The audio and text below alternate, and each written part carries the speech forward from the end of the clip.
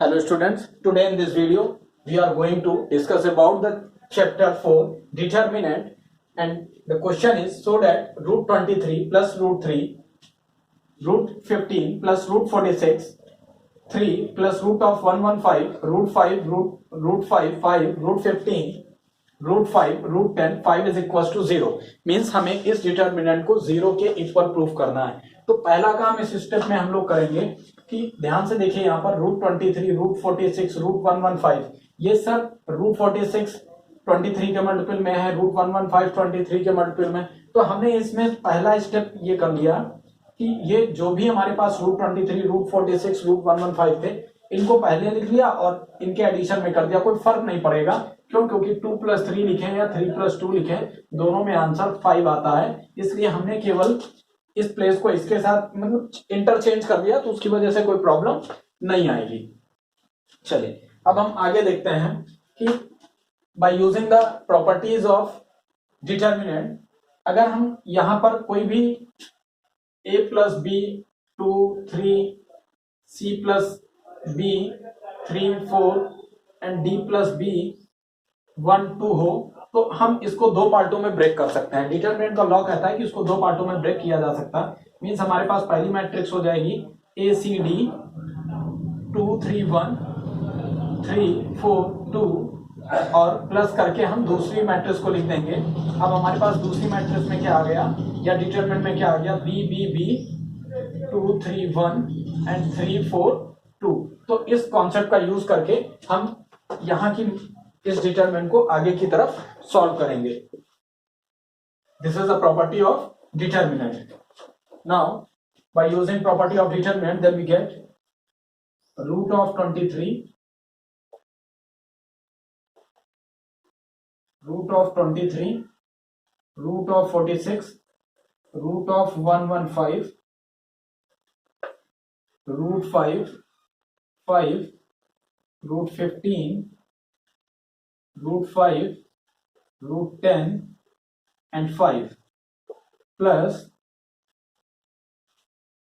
root 3, root 15, 3, root 5, 5, root of 15, value of third column is root 5, root of 10 and 5. अब यहां पर हम लोग अगले स्टेप में कर सकते हैं root 23, taking root 23 common from C1, 23 root of 23, root of 23 taking common from C1, then we get 1 root 2 and root 5, root 5 5 root of 15, taking root 5 common from C3, then this is 1 root 2 and this is root 5. In same way, taking root 3 common from C1, root 3 common from C1, then 1 root 5 and this is root 3. Now taking root 5 common from C2, then we'll get 1 root 5 and this is root 3.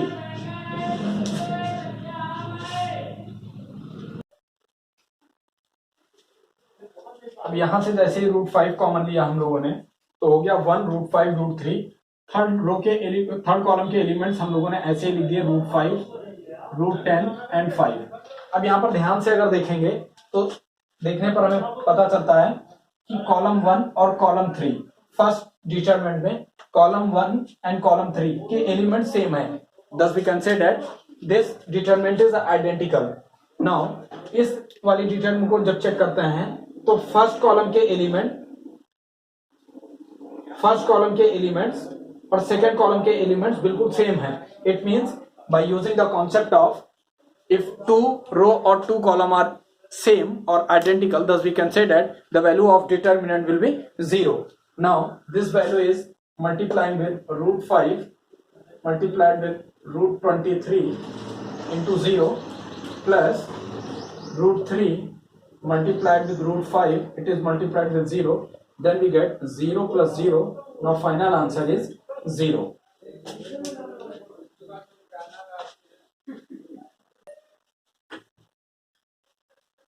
Write the value of determinant x plus y z minus 3 y plus z x minus 3 z plus x y minus 3. Now in R1 plus R2, then we get determinant is equals to x plus y plus z, x plus y plus z.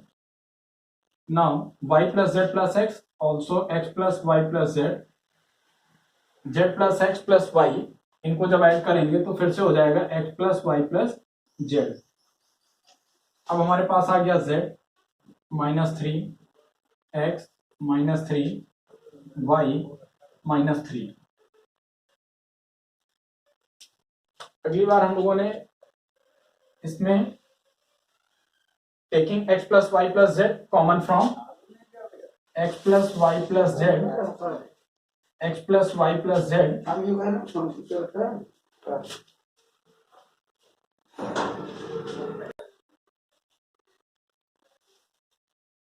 and minus 3 taking common from row 3. Now x plus y z taking common from row 1, then we get 1 1 1.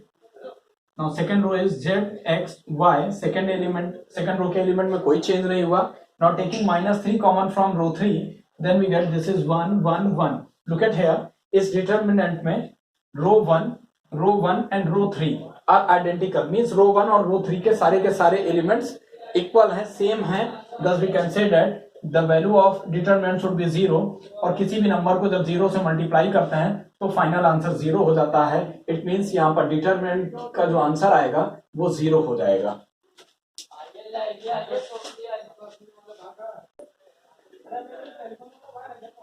Now in this question, determinant 1 1 1 a b c, a square b square c square, then by using the properties of determinant we have to prove that a minus b minus c minus a, means determinant की properties को use करना है और इस determinant को इस parts के equal prove कर देना है. Now for this determinant, by using the operation R2 in row 2, R2 minus R1 and row 3 minus R1. जब हम इन दो ऑपरेशन का यूज करेंगे तो डिटर्मिनेंट हो जाएगी रो 2 माइनस रो 1, मींस पहले में तो कोई चेंज नहीं है, 1a स्क्वायर. रो 2 माइनस रो 1 करेंगे तो 1 minus 1 0, b minus a and b square minus a square, b square minus a square. In same way 1 minus 1 0, c minus a, the value of c minus a will be c minus a, c square minus a square. इन दोनों operation का use करके हमको determinant की value कुछ ऐसी मिल गई.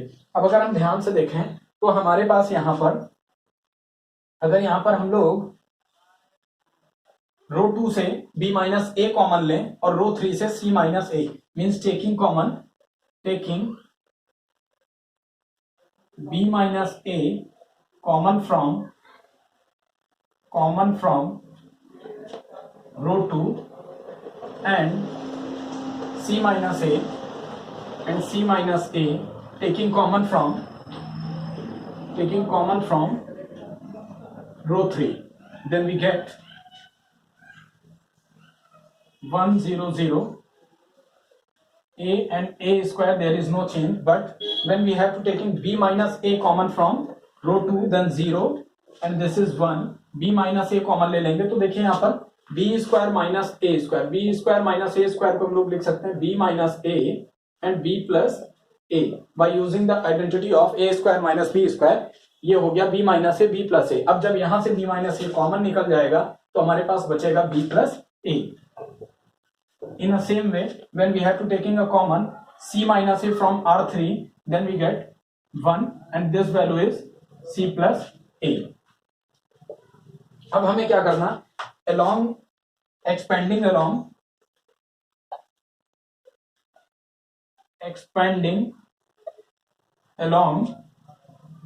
C1 के according हम लोग एक्सपेंड कर देंगे,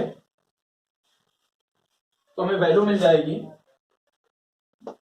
1 और 1 के अलोंग जब ओपन कर रहे हैं तो ये एलिमेंट हो गया 1 into C plus A, mean C plus a minus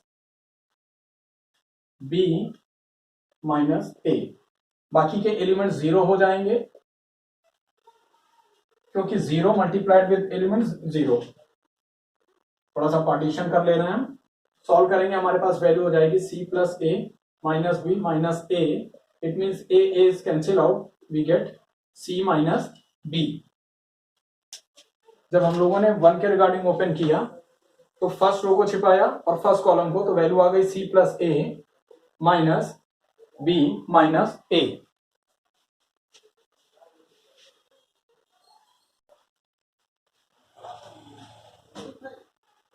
means अगर अब हम लोगों ने देखा कि अलोंग ओपन किया मीन्स अलोंग C1, तो हमने जो कॉमन लिया था, कॉमन वैल्यू हमारे पास b minus a c minus ए थी, इसे मैं यहां लिख देता हूं b minus a c minus A.